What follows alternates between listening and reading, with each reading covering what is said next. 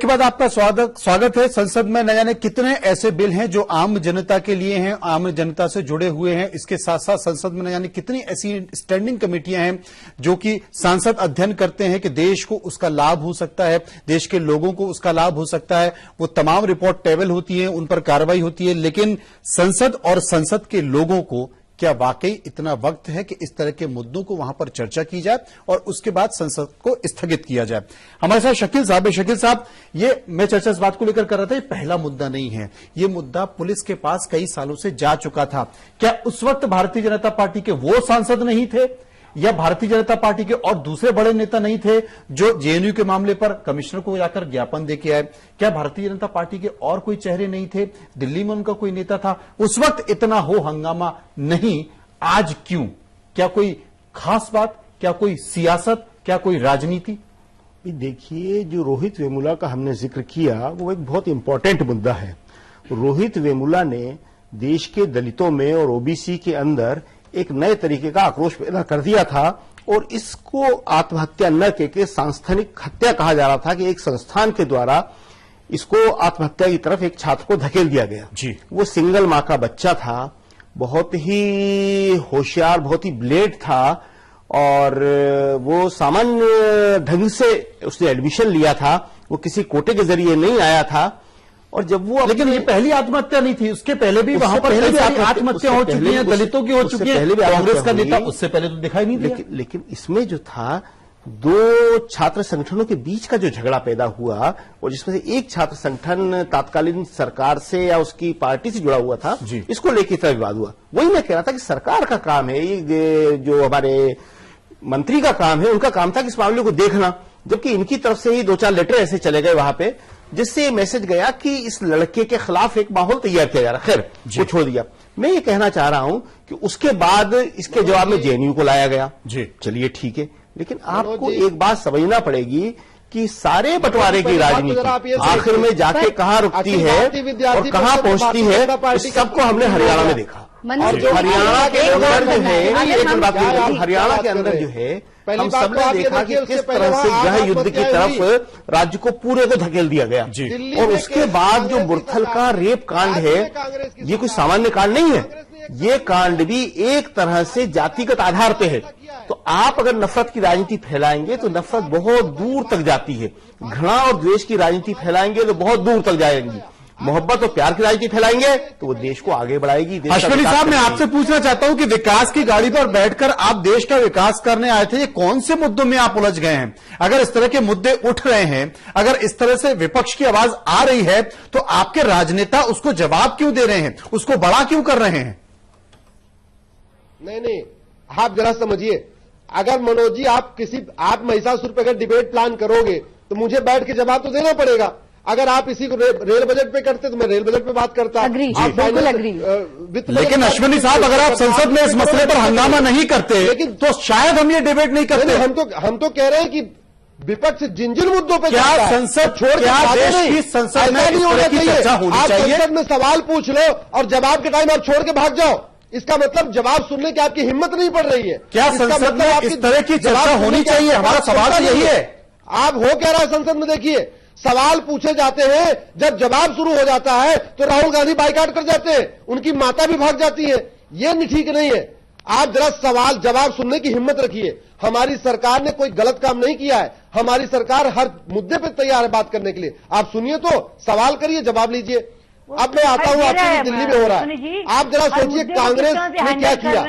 2011 की घटना है, उसमें भारतीय जनता पार्टी ने इस मुद्दे को उठाया था, लेकिन उस समय कांग्रेस की सरकार थी, कांग्रेस की सरकार ने इस मुद्दे को इसमें पुलिस एक्शन होने नहीं दिया। अगर उसी समय पुलिस एक्शन हो गया होता, दोबारा देशद्रोह की नौबत नहीं आती। अगर ये एक दिन की घटना नहीं है, इसका मतलब देशद्रोहियों के गद्दारों की हिम्मत इतनी बढ़ गई, उनको लगातार वहां पर जलेबी खाने की पड़ गई थी। आपकी विकास की गाड़ी पटरी में नहीं आ रही, उनको बकायदा दुहाई दें, सच्चाई ये है। मेरा कांग्रेस से कहना है, यानी कांग्रेस कि शारदा इस चीज को शारदा हैंडल चिटफंड नहीं पर कर चर्चा नहीं सकती, करती, बैकफुट पे है, मालदा पे चर्चा उसी नहीं करना आवाज से चाहती, आप लेकिन वो विपक्ष अपनी की लिए आवाज को तात्कालिक नहीं ढूंढती दबा है। सकते। हम तो कहते हैं आप सब पे चर्चा कर लो, आप दादरी पे चर्चा करना चाहते हो तो मालदा पे भी कर आप लो, चर्चा का आप मतलब शारदा ये नहीं चिटफंड है घोटाले सर पे भी कि कर कुछ लो, भी गलत आप और बयानबाजी इसके करें। अलावा जितने घोटाले हैं चर्चा उनको का कर लो, मतलब नहीं है लेकिन आप कि आप बैठो पार्लियामेंट में तो भूल आप जाएं सुनो तो कि सुनने की पार्लियामेंट हिम्मत में है नहीं अनसेवरी आपकी। वर्ड्स नहीं यूज किए जाते, रिपीट नहीं किए जाते। क्या अरे आपको भाई, आप पार्लियामेंट सुनो का तो ना, आप भगवाकरण की बात करें, मुझे सिर्फ इतना उत्तर पार्लियामेंट है। दीजिए कि अगर ये स्टेटमेंट गलत ये शब्द सब बोलूंगा, कुछ जनता जेडी के देखेगी। अलावा किसी और धर्म का हुआ होता तो इस पर कितनी बड़ी राजनीति होती। बात रखने में तब ये संसद में जाता विषय। अश्वनी साहब, आप मुझे इसका उत्तर दें। अश्वनी जी, क्या जो आप बोलना चाहते हैं वही बोलेंगे? पिछले बजट सत्र में आपको याद होगा कि 4-5 बड़े मुद्दे थे और विपक्ष लगातार प्रधानमंत्री महोदय से उन पर जवाब मांग रहा था। व्यापम का मुद्दा था, छत्तीसगढ़ का मुद्दा था, ललित गेट का मुद्दा था, सुषमा स्वराज का मुद्दा था। क्या प्रधानमंत्री महोदय ने उस पर जवाब दिया? नहीं दिया। हाँ, सुनिए, बहुत अच्छा आपने जवाब किया जी।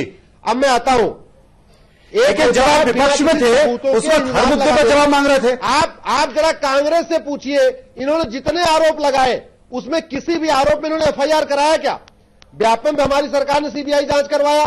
और जहां तक आप ललित गेट और बाकी मुद्दों की बात कर रहे हैं, अगर कांग्रेस के पास कोई सबूत है तो मैं चुनौती देता हूं, जाके आप एफआईआर करिए। जब यहां पे 2G घोटाला हुआ था, भारतीय जनता पार्टी ने एफआईआर कराई थी। कोयला घोटाले पे भारतीय जनता पार्टी ने एफआईआर कराई थी। भारतीय जनता पार्टी ने जो जो मुद्दा उठाया उन सब मुद्दों पे एफआईआर कराया था, कानून का सहारा लिया था। देश में कानून व्यवस्था है। मैं कहता हूं आप झूठे आरोप लगा के भागिए मत, आप भागिए मत। अगर आपके पास कोई सबूत है आप उस पर चर्चा करिए, सबूतों के साथ चर्चा करिए। आप उसके अलावा आपके पास पूरी कानून की अश्वनी जी, आपने कहा कि संसद में चर्चा से मत भागिए। मैंने कहा कि पिछले सत्र में भी कई सारे सवाल मांगे गए थे लेकिन जवाब मिला नहीं प्रधानमंत्री महोदय की तरफ से। कांग्रेस का डिवाइड एंड रूल, कांग्रेस के पापों को जनता ने देखा है, कांग्रेस के पापों का ही परिणाम है। प्रधानमंत्री भगवाकरण का जिक्र आया था, आप कुछ कहना चाह रहे थे कि जो देखिए पहले भगवाकरण तो के बारे में जानते नहीं है वो धर्म पर बात क्यों करते हैं? देखिए, सबसे पहले तो हमें ये जानना होगा कि धर्म क्या है। धारित तीर्थे ही धर्म, जो धारण करने योग्य है वो धर्म है। और चाहे कोई भी धर्म है, उसके 10 लक्षण बताए गए। धृति, क्षमा, दमो, अस्तेयम, शौचम, इंद्रिय निग्रह, धीर, विद्या, सत्यम, अक्रोधो, दशकम धर्म लक्षणम। आप कहते हैं संसद में धर्म की बात नहीं हो रही, अक्रोध की बात अगर संसद में हो तो फिर ये सारे मुद्दे ही खत्म हो जाएं। अगर क्षमा की बात संसद में हो तो सारे मुद्दे ही खत्म हो जाएं। आप यहाँ पर ये एक बात उठाई गई कि चाहे हम रोहित कांड की बात करें, चाहे हम जेएनयू कांड की बात करें, लेकिन जब तक जो हमारी रूट्स हैं वो सही नहीं होंगी तो हम इन चीजों को कैसे सुधार पाएंगे? जो इतिहास हमें पढ़ाया जा रहा है, जो जहर बच्चों के मन में भरा जा रहा है, चाहे वो जाति के नाम पर है, धर्म के नाम पर है, वो बिल्कुल खत्म होना चाहिए। और उसी मुद्दे को उठाया गया है। आपने एक प्रश्न किया कि इतनी पुरानी बात क्यों निकाल के लाई गई? पुरानी बात इसलिए निकाल के लाई गई क्योंकि वो आज के परिवेश में जो घटना हुई है उसी से जुड़ी हुई बात थी। क्योंकि ये चीज बहुत समय से चल रही है। और ये क्यों चल रही है? आपने ये कह दिया कि संसद जो है लोगों के पैसे से चलती है, जेएनयू भी तो लोगों के पैसों से चलता है। वहां पर ऐसी चीजें क्यों हो रही हैं? क्यों भारत माता की जय कहने में शर्म महसूस होती है और हम दूसरे नारे लगाते चले जाते हैं? ये चीजें सोचनीय है। और सिर्फ मेरा सिर्फ एक इतना सा निवेदन है, मैंने शुरू में भी मेरी बात नहीं मेरा एक निवेदन सुनिए। जम्मू कश्मीर में ये अपनी सहयोगी पार्टी को नहीं बोल सकते जाके।